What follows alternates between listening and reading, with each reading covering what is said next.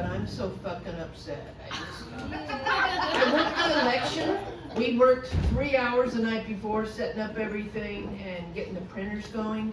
And one of the printers was down. We called domain control, and they said, we'll be up to fix it at 5 in the morning to replace it. Then election day, I worked 17 hours, and our printers both went down. We were down for 3 hours, and we had 5 techs come. The 5th one finally figured out the code was wrong. I don't know if that was deliberate. It seemed pretty convenient that they didn't show up at 5, and then the code was wrong, and they were having problem with printers other places. And there were bomb threats during the day. So, I'd like to plant a bomb under the orange guys, but anyway, some odd thing, you know, we're all into a natural and healthy, and all this shit they want you to add to your laundry, you know, to make it smell, to make it anti-static, to make where the dog hair doesn't, hold on, where's the girl that ate all the dog hair? Oh, she left. Okay. Dog cat. Anyway, it's all a gimmick. Gimmick. Money. And it doesn't really do what it says. They mess with your head. And I had some in my laundry today, evidently, but anyway, so it's more chemicals. Also, I still have a front-loading wash machine. It's about 28 years old. If it's not broke, don't replace it. But my daughter has to have some newfangled washing machine or refrigerator every 3 years for the bells and whistles. And she kept saying, Mom, you need to get a front loading. You need to get front loading. Well, guess what she got a couple of years ago? A goddamn top loading. And it's very fun because when I would go over and play hide and seek with she's now 8 years old, 8-year-old granddaughter, I would stick her in the wash machine and close the lid. There was no water in it. And I'd say, come find Alyssa. And so they would find her, and then one time she goes, I'm gonna hide from you, Nana. I couldn't find her. The little ship was in the dryer. She was like banging on the glass. I'm kind of a bad example for her, and she's kind of a bad one for me. Yeah, but what I said, if it ain't broke, don't replace it. You can't buy any appliance under $1,000 anymore. It's crazy. Also, all the conveniences. Remember when it came out? When you could do auto pay, just debit it, you don't have to carry a checkbook, all this great stuff, where they're charging us for that. A lot of restaurants, if you use a debit card or a credit card, they're charging you a percentage.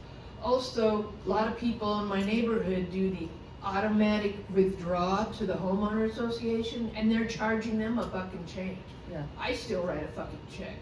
So all these conveniences are costing people money. So my daughter, Ramey, she lives in LA, I love her, she's a liberal. We're all fighting against my family. My youngest daughter, she's a traitor. I told her, I said, if you voted for Trump, you voted against me. It's like a punch in the gut. Because I check all the fucking boxes. I'm a woman, I'm gay, I'm a senior, Medicare, Social Security, and you don't even think about what you're voting for. So my oldest daughter and I, we've been against quite a few people in the last few days. So anyway, she's going to New Zealand Thursday with her travel buddies. She hasn't been she's kind of a world traveler. And the last one they went on, they went to Japan, and about 3 weeks after they got back, COVID hit. So COVID and jobs and everything, so they're going to New Zealand. So I asked her the other day, I said, have you got your affairs in order? Because she's got a boyfriend and a dog. Clementine's kind of famous. And she goes, yeah, usually I have you, if something happens with me, you'll get my life insurance and all that. I go, well, no, you're leaving Andrew. Does he know what to do? And he goes, oh, God, I've got to give him the password for Clementine's Instagram account so he can post things while I'm gone. I'm like, oh, my. That is the important thing for my daughter. Really, she started this Instagram for this dog during COVID. And it's got like 40,000 followers, and a lot of those followers are the ones that donated to my dog's GoFundMe. So one even sent a blanket. She had it made. She's a friend in Phoenix to my daughter. Do you think Debbie's dog would like this blanket? So anyway, Oh, this is a story. This guy sexually abused his mom's horse. It was a real article. Jesus. And, yeah, that's what I said. And how she found out, she thought something was going on. She had it videoed. So she called the cops and they arrested him for bestiality. And I'm wondering, was he a real tall guy? Because horses are kind of tall.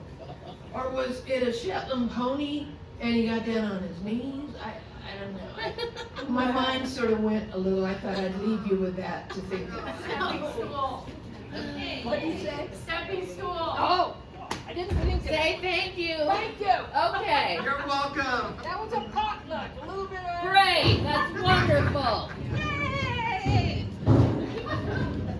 Give it up for future me.